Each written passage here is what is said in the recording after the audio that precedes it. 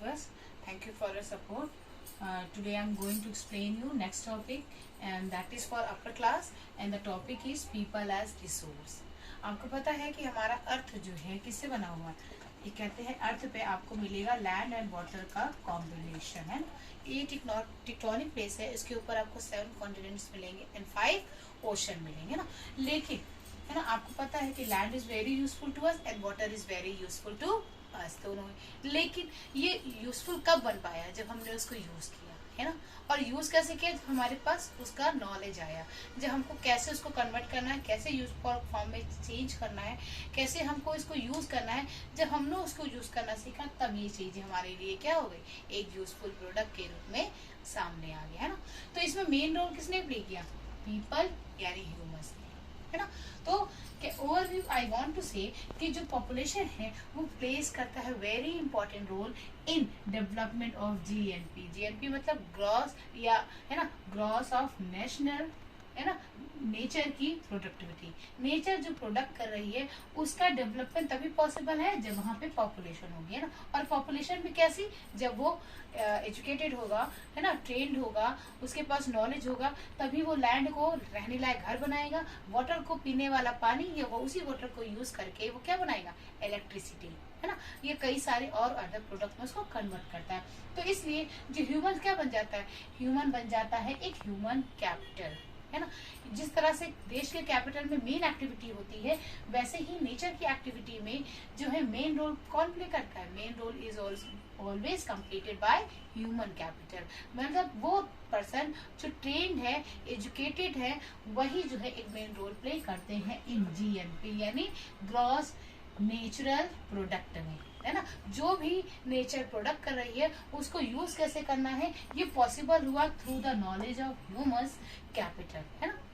Human के capital ने एक इन्वेस्ट किया, ये एक फैक्ट्री के रूप में या एक ग्रुप बना के कुछ डिजायर किया, कुछ सोचा, और उसके बाद उसने एक यूजफुल प्रोडक्ट के रूप में हमें प्रस्तुत किया।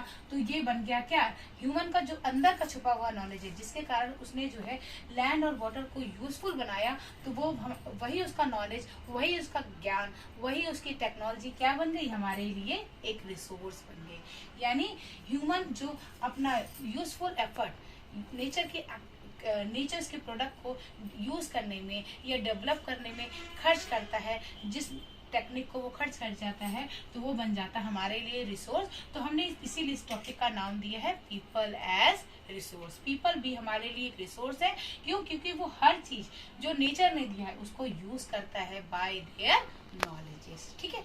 नाउ देखिए, फर्स्ट सेकंड क्या है? इन्वेस्टमेंट इन ह्यूमन कैपिटल, है ना। हर कोई क्या चाहता है? हर कोई चाहता है कि अगर हम किसी को कुछ दे रहे हैं तो उससे हमें बेनिफिट हो, है ना। और बेनिफिट कैसे होगा? By the healthy and educated people.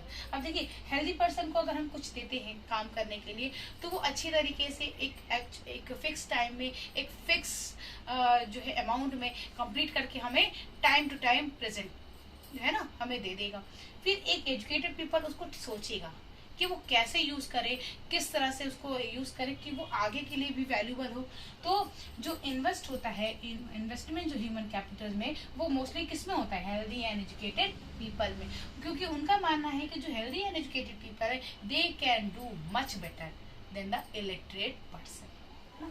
After that investment in education and health. जिस तरह से हमारे माता पिता क्या करते हैं, बच्चों को खिलाते हैं ना कि बच्चे अगर हेल्दी रहेंगे तो अच्छा है। और बच्चों को हम जो है खूब जो है कहते हैं कि बेटा खूब पढ़िए, यहाँ देखिए। क्यों? क्योंकि अब मुझे पेरेंट्स को पता होता है कि अगर बच्चे अच्छे से पढ़ लेंगे तो they can do not only for their country, they also do for their self. वो अपने लिए भी कर सकते हैं ना। देश का तो विकास करेंगे, अपना भी विकास कर पाएंगे ना इन रिटर्न। तो इन्वेस्टमेंट कौन होते हैं? जो इन्वेस्ट करते हैं। मान लीजिए कोई अगर हमारे पीछे पैसे को खर्च कर रहा है तो वो हमसे रिटर्न में कुछ चाहेगा। तो जो इन्वेस्टर है वो उसी में खर्च करता है जो ओनली एजुकेटेड है और जो हेल्दी पीपल है। जिस तरह से हमारे माता पिता चाहते हैं ना कि हमारे बच्चे हेल्दी रहे और अच्छे से पढ़े, ताकि वो टेक्नोलॉजी का प्रॉपर यूज करें और खुद का डेवलपमेंट कर सके। ठीक है। तो जो हमारी जो इकोनॉमिक फैक्टर है वो डेवलप कैसे होता है? By the man and women. हैं भाई। हमें कुछ चीजें, कुछ नॉलेज, कुछ जो है उनका एजुकेशन, भाई चाहे मैन पढ़ा लिखा हो चाहे वुमेन, चाहे मैन ट्रेंड हो या वुमेन, दोनों ही कुछ ना कुछ हमें अच्छा ही देंगे।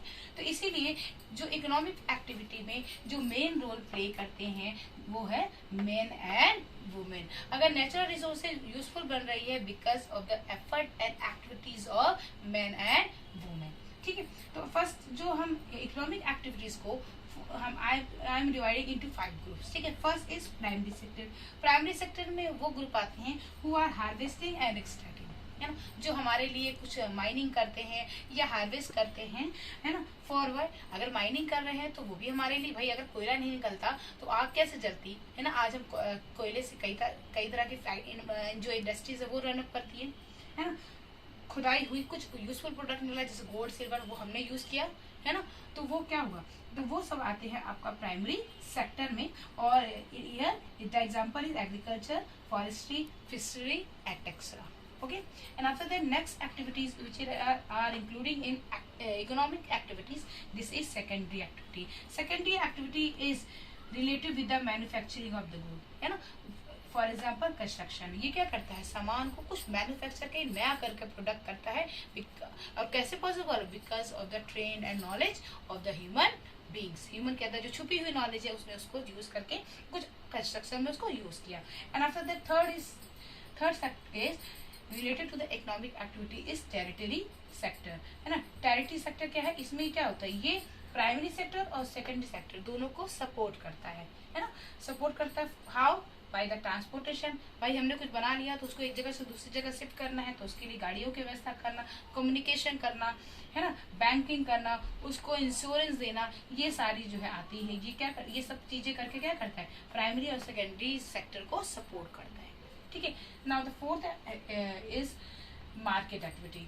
मार्केट एक्टिविटी किस लिए होती है, पे करने के लिए और प्रॉफिट गेन करने के लिए, कि हम कुछ खर्च कर रहे हैं तो उसके बेसिस पे हमको प्रॉफिट मिले। तो ये है ना। और यहाँ पे क्या होता है, गुड्स होता है और सर्विसेज होती है। यहाँ गुड्स ट्रांसपोर्ट होता है और सर्विसेज होती है ऑन द मोटिवेशन ऑफ पे और प्रॉफिट, कि हमें कितना ज्यादा से ज्यादा प्रॉफिट हो। अब ये सब अगर हम पे भी कर रहे हैं तो क्यों कर रहे हैं, तो बिना हम जो है उसके बारे में ठीक तरह से सोचे तो हम पे नहीं करेंगे। और हमें प्रॉफिट कैसे गेन करना है, तो इसमें भी हमारा नॉलेज, हमारा जो है स्किल्स, हमारी जो है टेक्नोलॉजी बहुत सारी यूज होती है। तो ये सारी चीज में आ जाती है, मार्केट एक्टिविटीज में आती है। Non and the last is non market activity. Non market activities related to unpaid. ये एक ऐसी एक्टिविटीज है जिसमें कोई पेड नहीं होता। For example women activity, women doing lots of work in home, ना, घर में बहुत सारा काम करती हैं, बच्चे संभाल रही हैं, बच्चों को देख रही है, अपने पति को देख रही है, लेकिन क्या उनको कभी कोई पैसा मिलता है, नहीं ना। तो दिस इज ऑल्सो एक्टिविटी, लेकिन वुमेन एक इम्पॉर्टेंट रोल प्ले करती है in managing their house, in managing there society, है ना। तो ये दिस एक्टिविटी, और ये ज्यादातर जो है वुमेन के साथ होता है फ्रॉम नॉट नाउ, ये एंशिएंट टाइम से चलता आ रहा है ना। तो this activity which are related to the women is known as non market activity. These are the 5 activities which are related to economic activity, and I have also explained you about the people resource. People are resource हमारे लिए कैसे बन जाता है, क्योंकि उसके अंदर जो स्किल है, उसके अंदर जो नॉलेज है, वो क्या करता है, वो किसी भी चीज को यूजफुल प्रोडक्ट में यूज करके हमारे सामने प्रेजेंट करता है bye there efficiency and bye there technology. ठीक है, तो आज के लिए मैं अपना जो वीडियो यही फिनिश करती हूँ। If you like my video please like, share and subscribe. Thank you.